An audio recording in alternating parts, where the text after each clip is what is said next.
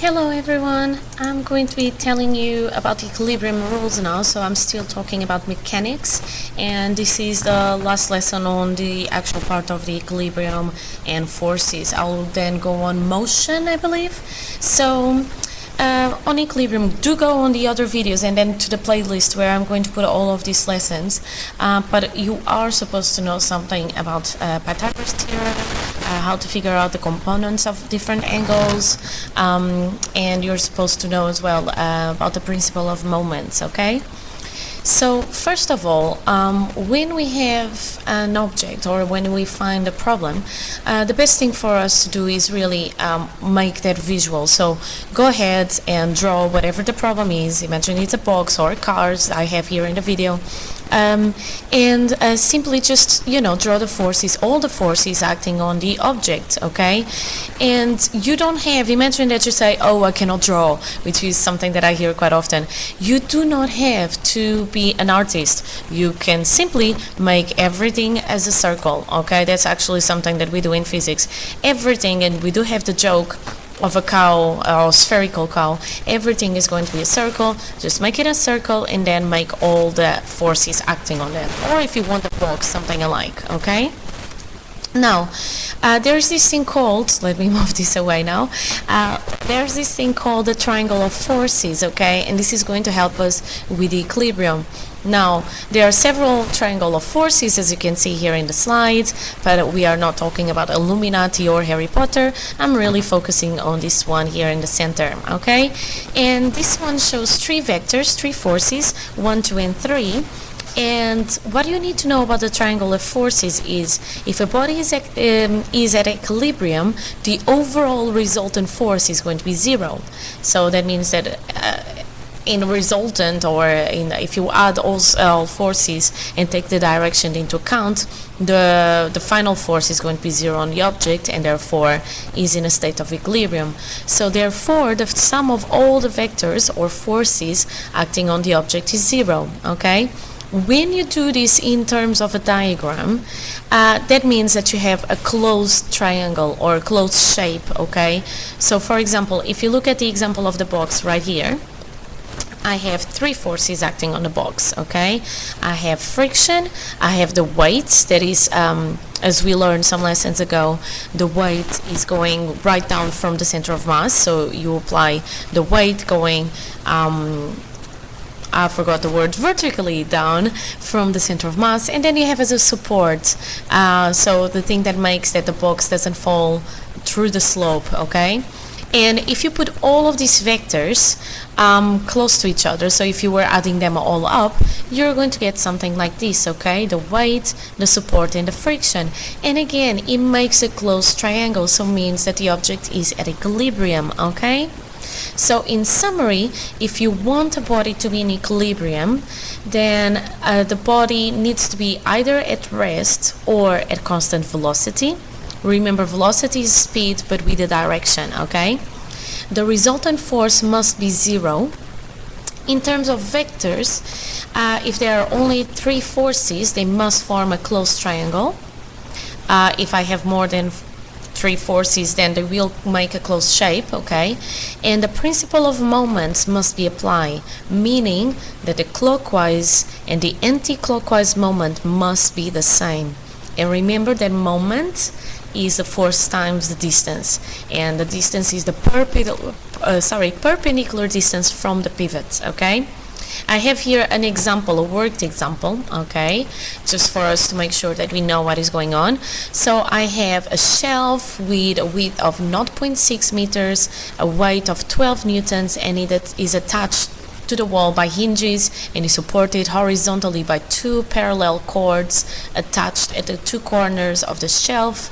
And then I'm going to show you this on the picture. So here they are, the cords. This is the center of mass of the shelf, and here is the parallel cords. They are attached to the shelf, okay?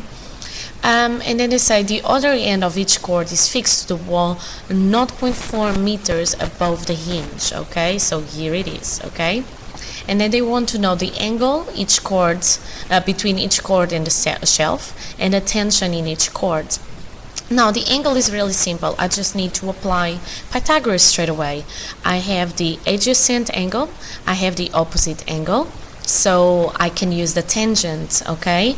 So the tangent, I'm going to do the opposite, so 0.4 divided by the adjacent, 0.6, and this is going to give me a number, okay? And then if I want to get the actual angle, I need to do tangent minus 1 of whichever number I get, okay? And that angle, if you do the calculations, should be 34 degrees. Do check in your calculator if you have it in degrees or radians, because sometimes the mistakes come for simple things like those, okay? And now the other part, the tension on each chord, okay? Now, if it is in equilibrium, it means that the clockwise moment and the anti-clockwise moment must be the same, okay?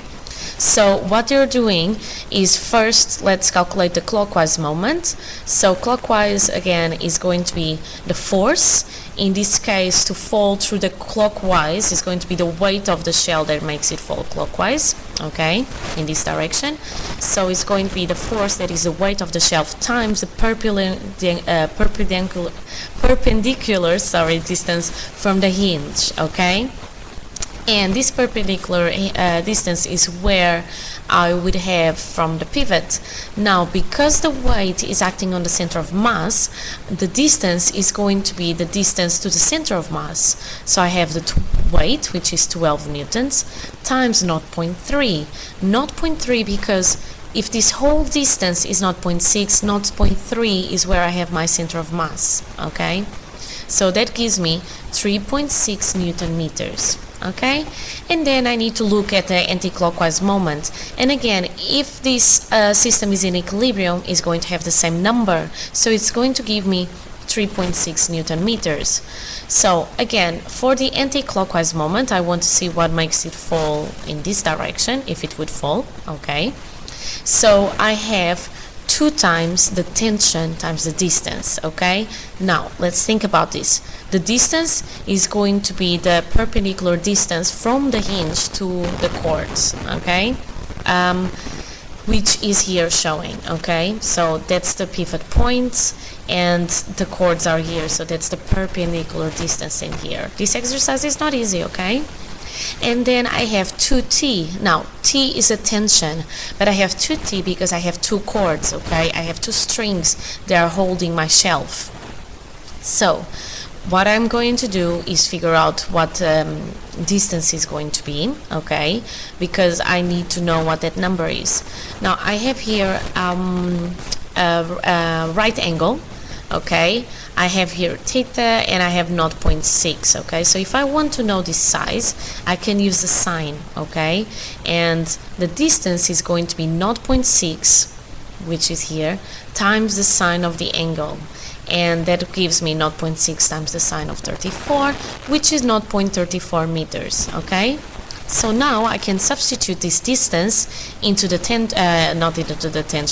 into the anti-clockwise moment. So 2 times t, which I want to figure out, times the distance, 0.34, is going to give me 3.6. And I know it needs to be 3.6 because that is my clockwise moment. So if I do the calculations, I get that the tension in each chord is going to be 5.3 newtons, okay? So I hope that was useful. That's the end of the equilibrium rule, so I'm going to make a playlist on this topic alone, and as I told you, I think I'll go on motion after this. So, oops, computer just went crazy. Bye!